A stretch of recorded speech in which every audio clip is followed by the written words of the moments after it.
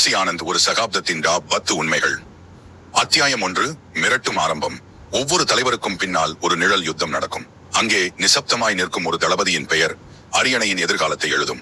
அரசியல் சூழ்ச்சிகள், துரோகக்களங்கள், சறுக்கல்கள், வீழ்ச்சிகள் எல்லாவற்றையும் கடந்து ஒரு சாம்ராஜ்யத்தின் அடித்தளத்தை அமைக்க புஸ்ஸி ஆனந்த் என்ற ஒற்றை மனிதர் எப்படி உருவானார்? புதுச்சேரியின் ஒரு சாதாரண MLAவில் இருந்து இன்று தமிழக வெற்றிக் கழகத்தின் இருண்ட அறைகளில் முடிவெடுக்கும் ஆல் இன் ஆல் ஆக அவர் மாறியது எப்படி? இதோ அதிர்ச்சியூட்டும் அவரது பயணத்தின் 10 உண்மைகள். அத்தியாயம் 2. பின்னணி தொடக்கம். உண்மை 1. அரசியல் வாரிசு அல்ல, ஆனால் அக்னி பிரவேசம். புஸ்ஸி ஆனந்த் புதுச்சேரியின் காரைக்காலை பூர்வீகமாக கொண்டவர். இவர் ஒரு பாரம்பரிய அரசியல் குடும்பத்தில் இருந்து வரவில்லை. இருப்பினும் சிறுவயதிலிருந்தே காங்கிரசின் கொள்கைகளில் ஈர்க்கப்பட்டு ஒரு சாதாரண தொண்டனாக தனது பயணத்தை ஆரம்பித்தார். ஆனால் அவர் புகழ் வெளிச்சத்துக்கு வர காரணம் ஒரு சினிமா சாம்ராஜ்யத்தின் நிழல். உண்மை 2. புஸ்ஸி என்ற அடையாளம் கொடுத்த தேர்தல் வெற்றி. இவரது சொந்த பெயர் ஆனந்த். ஆனால் 2006 புதுச்சேரி சட்டமன்ற தேர்தலில் வரலாற்று சிறப்புமிக்க புஸ்ஸி தொகுதியில் புதுச்சேரி முன்னேற்ற காங்கிரஸ் கட்சி சார்பில் போட்டியிட்டு வெற்றி பெற்றார். அந்த ஒற்றை வெற்றி அவரது பெயருடன் புஸ்ஸி என்ற பட்டத்தை நிரந்தரமாக ஒட்ட வைத்தது. 54.6% வாக்குகள் பெற்று எதிரணியை வீழ்த்திய அவரது ராஜதந்திரமே தமிழகத்தின் கவனத்தை ஈர்த்தது. உண்மை 3. தளபதி விஜயுடன் 26 ஆண்டுகால பந்தம். இதுதான் ஷாக்கிங் ஃபேக்ட். புஸ்ஸி ஆனந்த் தளபதி விஜயின் அரசியல் நுழைவுக்காக சில வருடங்களாக அல்ல, கடந்த 26 ஆண்டுகளுக்கும் மேலாக அவருடன் இணைந்து பணியாற்றி வருகிறார். சினிமா புகழ் உச்சத்தில் இருந்த போதே மக்கள் இயக்கம் என்ற விதையை விதைக்க ஆனந்த் துணையாக நின்றார். அத்தியாயம் 3. அரசியல் டைம்லைன். உண்மை 4. ஆட்டத்தை மாற்றிய சுயேச்சை பயணம். 2011 புதுச்சேரி சட்டமன்ற தேர்தலில் அவர் தனது கோட்டையான புஸ்ஸி தொகுதி ரத்தானதால் உப்பளம் தொகுதியில் சுயேச்சையாக போட்டியிட்டார். 28.28% வாக்குகளை பெற்றாலும் அது தோல்வியிலேயே முடிந்தது.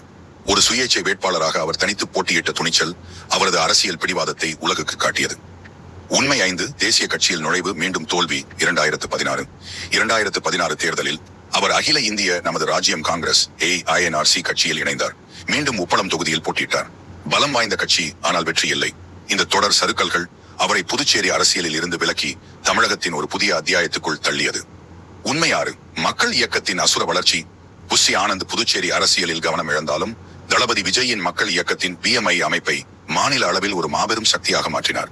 விலையில்லா விருந்தகம், இரத்த தான முகாம்கள், ஏழை மாணவர்களுக்கு நலத்திட்டங்கள் என ஒரு நிஜ அரசியல் கட்சியின் கட்டமைப்பை ரசிகர் மன்றம் மூலம் உருவாக்கினார். இது தமிழக வெற்றிக் கழகத்தின் TVK எதிர்காலத்துக்கு அச்சாரமிட்டது. அத்தியாயம் 4. சர்ச்சை சூழல். உண்மை 7. கரூர் சோகமும் CBI விசாரணையும். புஸ்ஸி ஆனந்தினுடைய அரசியல் பயணத்தில் மிகப்பெரிய உச்சக்கட்ட திருப்பம். கரூர் துயரம்.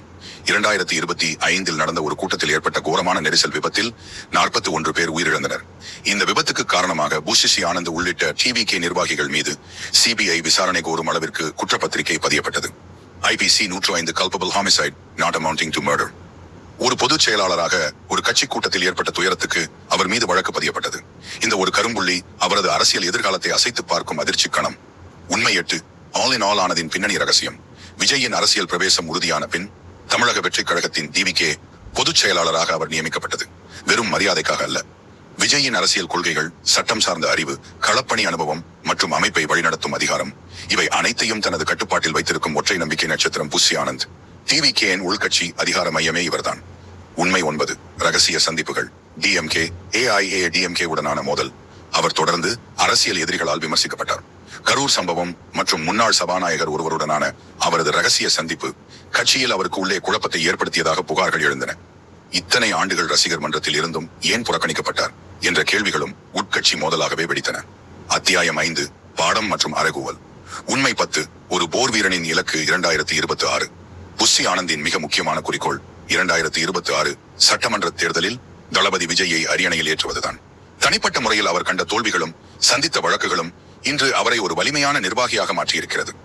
ஒரு தளபதியின் இலக்கு தன் மன்னனை சிம்மாசனத்தில் அமர வைப்பதுதான். வீழ்ச்சிகள், துரோகங்கள், நீதிமன்ற படிகள், இவைதான் அரசியல் களத்தின் உண்மையான அங்கீகாரம். புஸ்ஸி ஆனந்தின் பயணம் நமக்கு சொல்வது இதுதான். உங்கள் தலைவருக்காக நீங்கள் உழைக்கும் போது உங்கள் சொந்த போராட்டங்கள் ஒரு நாள் வரலாற்றில் எழுதப்படும். ஒரு ரசிகர் மன்றத்தை அரசியல் கட்சியாக மாற்றுவது என்பது சாதாரண செயல் அல்ல. அவர் இன்னும் களத்தில் இருக்கிறார். புயலுக்கு பின்னால் இருக்கும் அமைதி போல தமிழக வெற்றிக் கழகத்தின் எதிர்காலம் இந்த போர் வீரனின் கைகளில் தான் இருக்கிறது. உங்களால் முடியாதது எதுவும் இல்லை. உங்கள் இலக்குகள் பெரிதாக இருக்கலாம், பாதை கஷ்டமாக இருக்கலாம். ஆனால் மன உறுதி கொண்ட ஒரு தளபதிக்கு தோல்வி என்பது வெறும் பாடம் மட்டுமே. புஸ்ஸி ஆனந்தின் இந்த வியத்தகு பயணத்தை பற்றிய உங்கள் கருத்து என்ன? அவர் தளபதி விஜயின் அரசியல் வெற்றிக்கு ஒரு துருப்புச் சீட்டாக இருப்பாரா? கீழே கமெண்ட் செய்யுங்கள். மேலும் இது போன்ற அரசியல் உண்மைகளையும் சவால்களையும் உடனுக்குடன் தெரிந்து கொள்ள பொலிட்டிக்கல் வாரியர்ஸ் தமிழ் சேனலை உடனடியாக லைக் செய்யுங்கள், ஷேர் செய்யுங்கள், மறக்காமல் சப்ஸ்கிரைப் செய்து அந்த பெல் பட்டனை அழுத்துங்கள்.